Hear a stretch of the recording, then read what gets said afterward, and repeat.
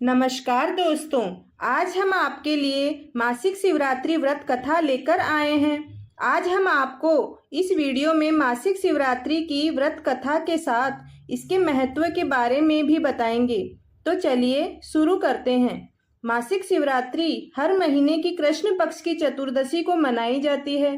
चतुर्दशी भगवान शिव को अत्यंत प्रिय है। अगर यह चतुर्दशी सोमवार को पड़ती है तो इसका महत्व और बढ़ जाता है, क्योंकि यह दोनों ही दिन भगवान शिव को समर्पित हैं।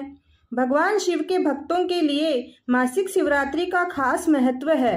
इस दिन व्रत और पूजा पाठ करने से महादेव से मनोवांछित फल पाया जा सकता है। हालांकि व्रत की पूजा कथा के बिना अधूरी मानी जाती है। तो चलिए जानते हैं मासिक शिवरात्रि व्रत की कथा। इसकी पौराणिक कथा के अनुसार चित्रभानु नामक एक शिकारी था। वह जानवरों की हत्या करके अपने परिवार का भरण पोषण करता था। वह एक साहूकार का कर्जदार था, लेकिन उसका ऋण समय पर न चुका सका। क्रोधित होकर साहूकार ने शिकारी को शिव मठ में बंदी बना दिया। संयोग से उस दिन शिवरात्रि थी। शिकारी ध्यान मग्न होकर शिव संबंधी धार्मिक बातें सुनता रहा। चतुर्दशी को उसने शिवरात्रि व्रत की कथा भी सुनी। शाम होते ही साहूकार ने उसे अपने पास बुलाया और ऋण चुकाने के विषय में बात की। शिकारी अगले दिन सारा ऋण लौटा देने का वचन देकर बंधन से छूट गया। अपनी दिनचर्या की भांति वह जंगल में शिकार के लिए निकला, लेकिन दिन भर बंदी गृह में रहने के कारण भूख प्यास से व्याकुल था। शिकार खोजता हुआ वह बहुत दूर निकल गया। जब अंधकार हो गया तो उसने विचार किया कि रात जंगल में ही बितानी पड़ेगी। वह वन के एक तालाब के किनारे एक बेल के पेड़ पर चढ़कर रात बीतने का इंतजार करने लगा। बील वृक्ष के नीचे शिवलिंग था, जो बील पत्रों से ढका हुआ था। शिकारी को उसका पता न चला। वह शिकार का इंतजार करता हुआ बेल पत्र के पत्ते तोड़कर नीचे गिरा रहा था। इस प्रकार दिन भर भूखे प्यासे शिकारी का व्रत भी हो गया और शिवलिंग पर बेलपत्र भी चढ़ गए। एक प्रहर रात्रि बीत जाने पर एक गर्भिणी हिरणी तालाब पर पानी पीने पहुंची।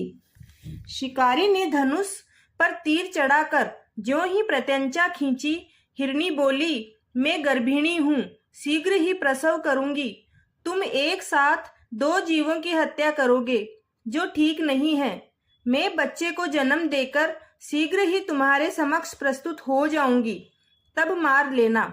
शिकारी ने प्रत्यंचा ढीली कर दी और हिरणी जंगली झाड़ियों में लुप्त हो गई। प्रत्यंचा चढ़ाने तथा ढीली करने के वक्त कुछ बेलपत्र अनायास ही टूटकर शिवलिंग पर गिर गए। इस प्रकार उससे अनजाने में ही प्रथम प्रहर का पूजन भी संपन्न हो गया। कुछ ही देर बाद एक और हिरणी उधर से निकली। शिकारी की प्रसन्नता का ठिकाना न रहा। समीप आने पर उसने धनुष पर बाण चढ़ाया। तब उसे देख हिरणी ने विनम्रता पूर्वक निवेदन किया, हे शिकारी, मैं थोड़ी देर पहले ऋतु से निवृत्त हुई हूँ, कामातुर विरहिणी हूँ, अपने प्रिय की खोज में भटक रही हूँ। मैं अपने पति से मिलकर शीघ्र ही तुम्हारे पास आ जाऊंगी। शिकारी ने उसे भी जाने दिया। 2 बार शिकार को खोकर उसका माथा ठनका। वह चिंता में पड़ गया। रात्रि का आखिरी पहर बीत रहा था। इस बार भी धनुष से लगकर कुछ बेलपत्र शिवलिंग पर जा गिरे तथा दूसरे प्रहर की पूजन भी संपन्न हो गई। तभी एक अन्य हिरणी अपने बच्चों के साथ उधर से निकली। शिकारी के लिए यह स्वर्णिम अवसर था। उसने धनुष पर तीर चढ़ाने में देर नहीं लगाई।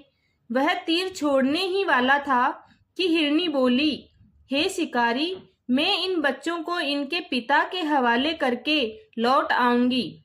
इस समय मुझे मत मारो। शिकारी हंसा और बोला, सामने आए शिकार को छोड़ दूं? मैं ऐसा मूर्ख नहीं। इससे पहले मैं 2 बार अपना शिकार खो चुका हूँ। मेरे बच्चे भूख प्यास से व्यग्र हो रहे हैं। उत्तर में हिरणी ने फिर कहा, जैसे तुम अपने बच्चों की ममता सता रही है, ठीक वैसे ही मुझे भी अपने बच्चों की ममता सता रही है। हे शिकारी, मेरा विश्वास करो, मैं इन्हें इनके पिता के पास छोड़कर तुरंत लौटने की प्रतिज्ञा करती हूँ। हिरनी का दुख भरा स्वर सुनकर शिकारी को उस पर दया आ गई। उसने उस हिरनी को जाने दिया। शिकार के अभाव में तथा भूख प्यास से व्याकुल शिकारी अनजाने में ही बेलपत्र पर बैठा बेलपत्र तोड़ तोड़कर नीचे फेंकता जा रहा था।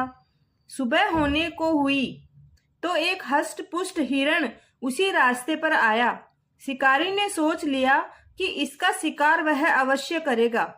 शिकारी की तनी प्रत्यंचा देखकर हिरण करुण स्वर में बोला, हे शिकारी, यदि तुमने मुझसे पूर्व आने वाली 3 हिरनियों तथा छोटे छोटे बच्चों को मार डाला है तो मुझे भी मारने में देर मत करो, ताकि मुझे उनके वियोग में एक क्षण भी दुख न सहना पड़े।